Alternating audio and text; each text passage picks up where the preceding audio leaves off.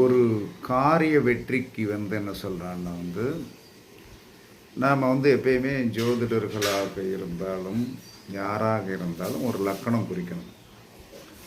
அந்த லக்கணத்திற்கு என்ன சொல்கிறான்னா, இப்போ ஒரு காரியமாக ஒரு செயல் செய்ய வேண்டும் என்று சொன்னால் ஒரு லக்கணத்தை குறிக்கணும். அப்போ நாம் குறிக்கின்ற லக்கணத்திற்கு 3ஆம் இடத்துல சூரியன் இருக்கின்ற மாதிரி அல்லது 11ஆம் இடத்துல சூரியன் இருக்குமாறு நீங்கள் குறித்து செயல்படுத்தினீர்கள் என்று சொன்னால் எந்த காரியத்தை வேண்டுமானாலும் வெற்றி பெறுவதை வைப்பதற்கு 100% முடியும்.